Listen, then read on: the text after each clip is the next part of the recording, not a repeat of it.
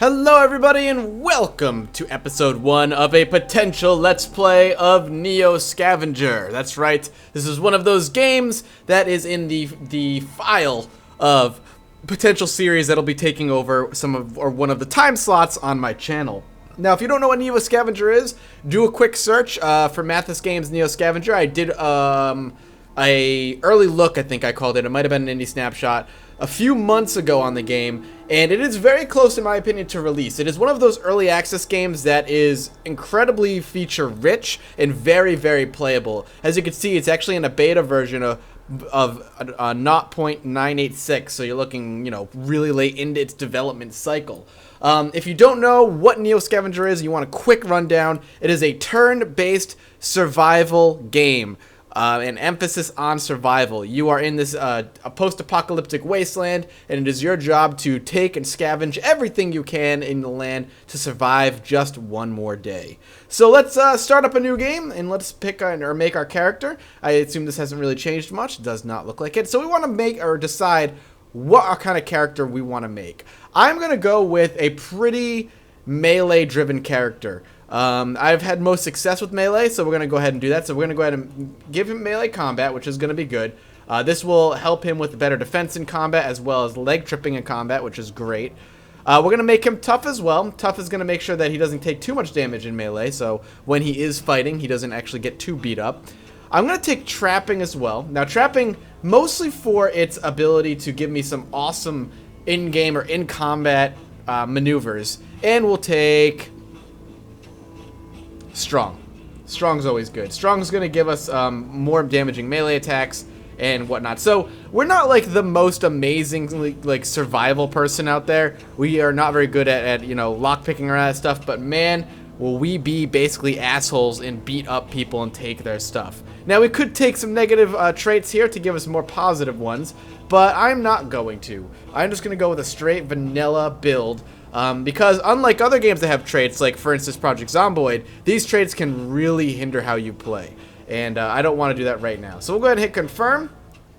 And we're going to be starting, as we always do, waking up within a cryo facility. So you wake up disoriented, slumped over the base of an empty cryosleep pod, still damp from cryo fluid. The thick dust on the floor clings to your skin, leaving a clean spot on the ground where a large 05 is painted. So we are in this one. Across the room, there is an open door to the hallway and a broken window leading outside. Just as you gather your wits, an unearthly scream erupts from down the hall beyond the doorway. Something is coming and fast. So we have three options. We can fight, or we can run. We're going to go ahead and fight. You instinctively drop to a defensive stance as it bursts into the room. The beast stands on its hind legs like a man, but has the appearance of a ragged, predatory dog. It looks right at you, shrieks with a sound that freezes your blood. Despite your fear, you put up a pretty good fight.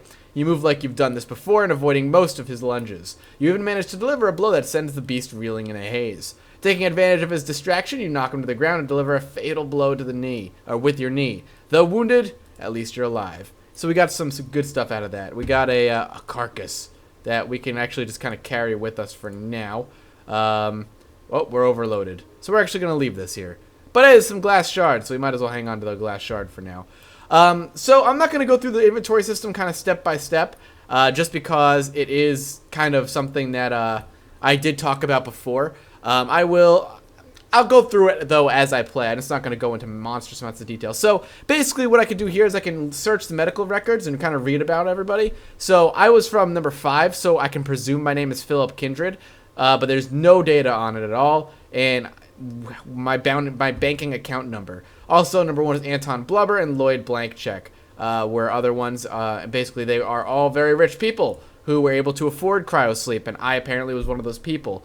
So now we're just going to go ahead and climb out the window, and we're going to enter the world. Now, if you did watch my other, Let's Play, or not my indie snapshot rather of the game, then you know that every map is randomly generated when you start the game. So if you watch the other one or like, oh, here we go, we're going to watch this again, it's different. It's going to be different every time. So let's start scavenging. Yellow magnifying glasses mean we can actually do some scavenging. So right here, the cryo facility. I don't even know if we're going to find anything, but hey, this is new actually. We couldn't do this before.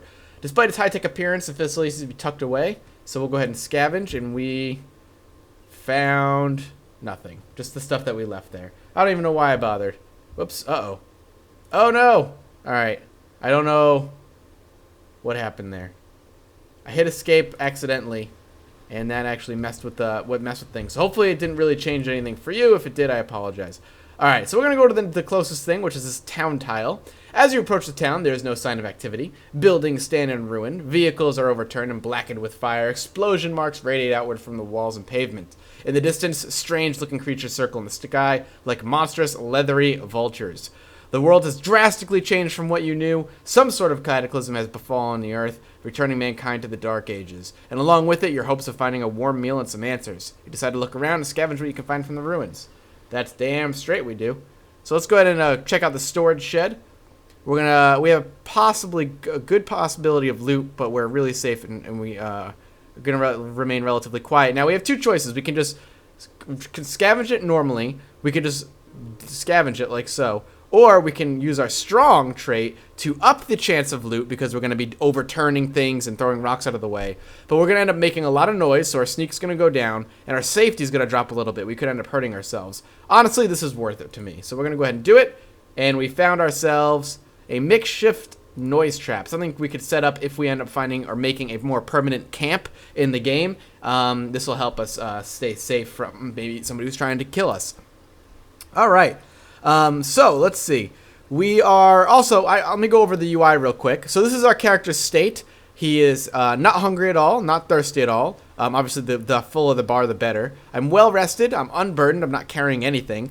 I'm pretty comfortable. The outdoor is kind of shitty right now. It's raining, as you can see up here. It's warm with an overcast and drizzling, as well as if we're in pain, which we're not. We can actually take a look at our character by opening up our item screen. As of right now, we're just kind of carrying around this hospital gown. It'll keep us very slightly warm. We have a couple glass shards in our hand because, hey, defense. And we grab this makeshift noise trap that we can lay down when we need to sleep. We have a couple of wounds, but nothing we can really do about it right now. Once we get some rags, we can clean them up and maybe bandage them up for a while. And we have the ability to set up a camp here and rest and heal, and a vehicle if we end up getting a vehicle. Alright, so let's continue moving. Let's jump onto the hill. Popping onto the hill will allow us to see a few tiles out.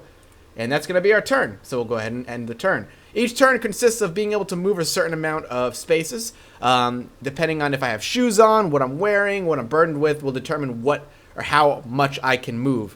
With my current set of gear, I can only move 4. And certain tiles will cost more movement points than others. We're going to go up here. Aha! There's a city over here.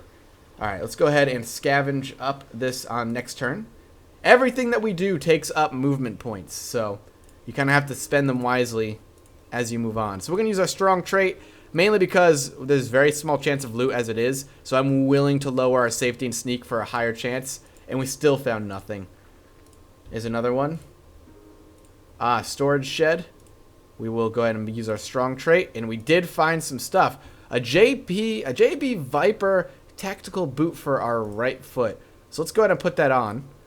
That's going to be something. We're going to take, a patchwork hide tunic. That's actually really, really good. We're going to go ahead and throw that on right away. It's in kind of poor condition. It's in 33% condition, so it's going to break on us eventually. But it's still going to provide us some warmth and protection. We do have dirty rags, so I'm going to end up using these dirty rags just for a little bit to kind of hit up our minor bruising and stuff. And the bullets, I would love to take bullets, but there's really no reason to. Actually, you know what? I'm going to take the bullets and drop the shards of glass. Shards of glass are a lot easier to come by rather than bullets. So hey, our character changed a little bit, the paper doll effect as I like to call it. And now that the overcast is done and it's sunny, we can actually see a lot further, which is nice. Let's go ahead and scavenge this tile. Using our strong trait, hopefully. Yeah, what do we get? A cornucola bottle, some basic lock picking, and some bullets. See, this is the tough part. Oh, actually, a disposable bag. Yes! I was saying this is going to be the tough part because we actually have to make some really difficult decisions as to what we want to carry if we don't get a bag. But we got a bag, and it's in 98% condition. That's really, really good. We got to get this. We got to put some water in this bottle. In fact, I'm willing to go back and... oh, it's raining again. I'm willing to go back, and we'll end our turn here, and pop open the screen and take this water and put it in the bottle. Now, this game has radiated water, poisonous water, it can be really, really, really bad for you if you're not careful. One of the early things we want to hope to get in the game early on is a water purification tablets, and even something to test. There's a water testing device you can get that will tell you if the water's poisonous or not, so you don't end up wasting purification drops or tablets on already purified water. Alright, we are not lucking out in the woods as far as scavenging and finding any food. It's been pretty damn rainy lately. A crumbling building. We will definitely try and do something. Looks like we ended up getting stuck. Stuck in an opening. While trying to access a blocked room, you get stuck crawling through an opening in the debris. You managed to wriggle free, but you lost quite a bit of time in the ordeal. No useful items at this time. So basically, the day got a little bit fast-forwarded, which can suck. We'll move on to this next city. Basically, what I'm looking for right now is city tiles or building tiles like this one. It's going to have the best chance to hold useful loot for us this early. That was a haul, whatever this was. So we're going to take these plastic bags. We're going to take this glass shard. This is awesome. So we're going to take this branch as well. Put these bullets in here. This branch is going to serve us as a nice little weapon. We have to play a little bit of inventory Tetris, but that's okay. We'll take this water. We could take these sleds and use them as a vehicle, quote unquote, where we can drag it around and carry more things, but it would slow us down to the point of almost being useless, so I'm not going to. Now, we could rotate some of these, but I don't think it would really make that much of a difference. We actually might be able to do something like, hang on. I gotta remember how to rotate. Oops, that's not what I wanted.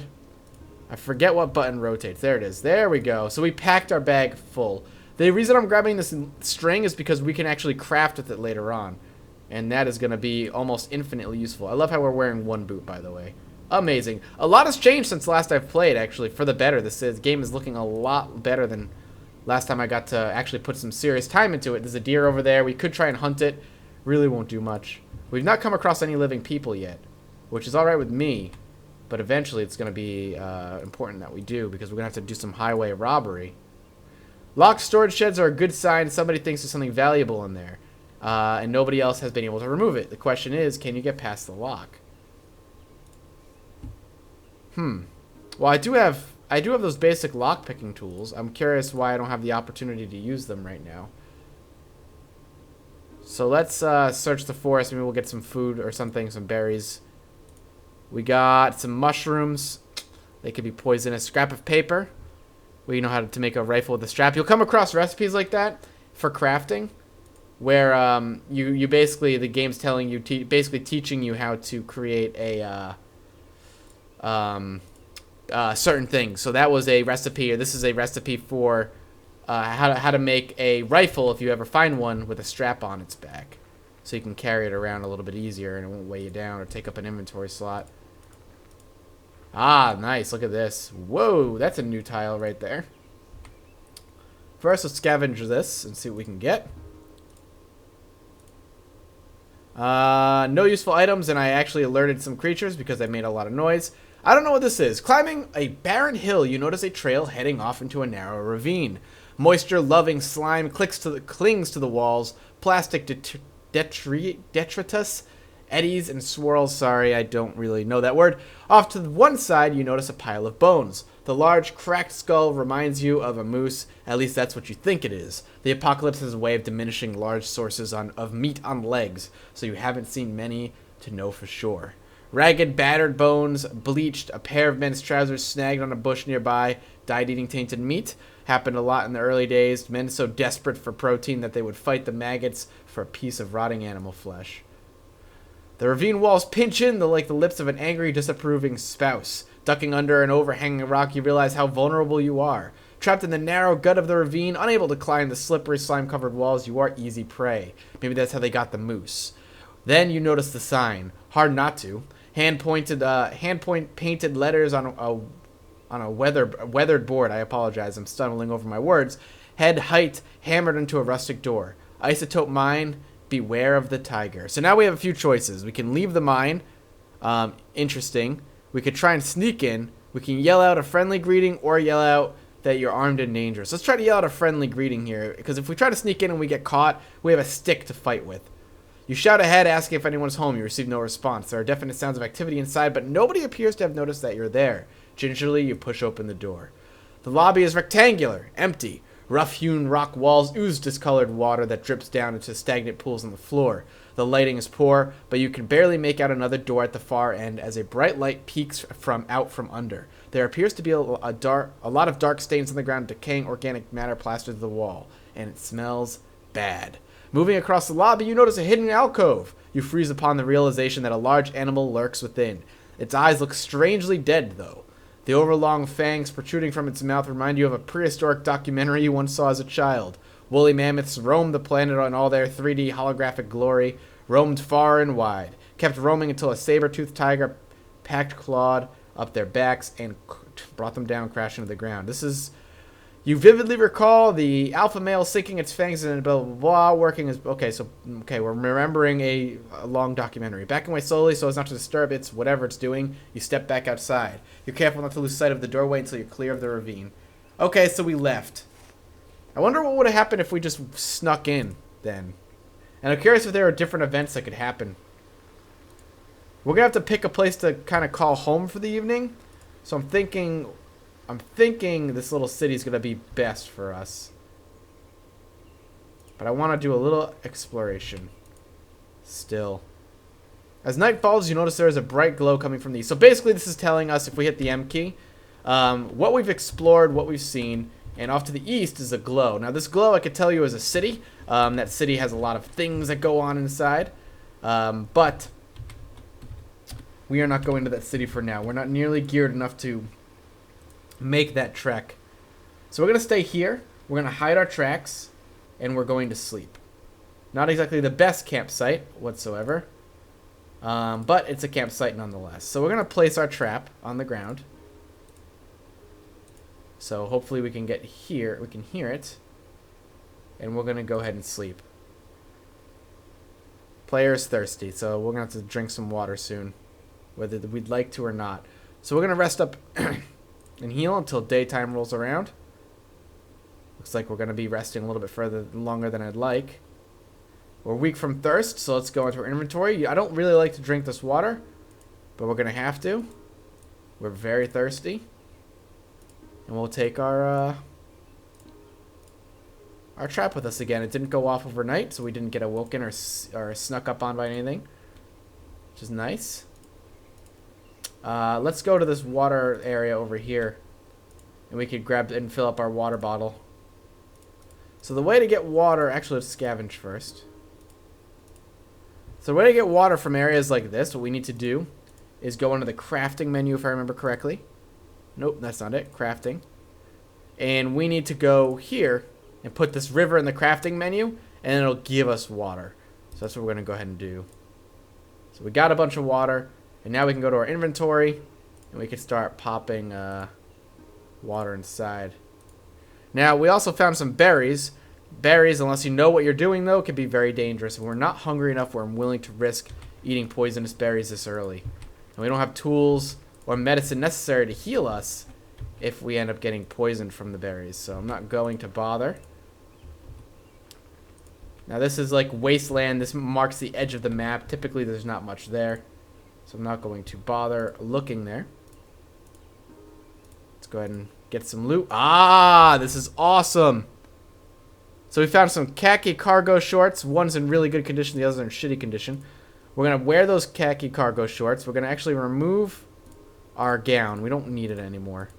I don't even think there's anything I could do with it. We'll check after. And we found an olive-colored hoodie. We're going to go ahead and pop that on. We also found another patchwork hide thing. But more importantly, we found boots. We're actually going to end up removing these boots. Oh no, you know what? We're going to actually wear mismatching boots for now. Mainly because these are all left feet boots, and that could be a problem. What can we actually take with us? We could take berries with us, so we're going to go ahead and do that. I don't think this boot will fit. It will not. I want to take the scope though. So what we're going to do is Move the berries down here. And, oh no. How can we do this? Move this over here. I want to move these bullets down here. Now, the reason I want to take the scope is because we can actually use it as a binocular. And that's something I desperately want to do. So we're going to do that, and then we'll move this down here. Perfect. So we're now wearing khaki shorts and a hoodie. I'm actually going to go ahead and take this olive-colored patchwork thing still, though. We're going to end up crafting, I think, and grabbing a big stick. So let's go ahead and do that. So we'll go ahead and confirm, clear it. Now go back to our inventory, large branch from a tree. I'm going to take it and use it as our weapon. And there we go. So we're carrying it around. We got 2 mismatching boots. But goddamn if we don't look sexy while we do it. Aha, another couple city areas, city tiles. Let's check them out. Let's go ahead and scavenge away and see what we can get.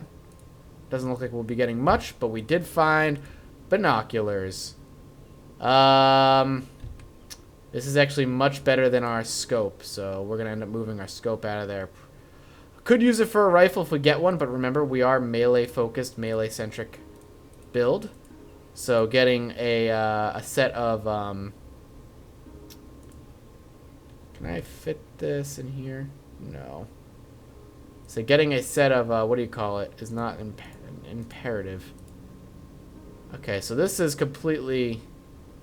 You can't actually get to this pocket unless you're doing this. You know what? We're gonna leave the noise trap. We're not gonna take it. It's just taking up room.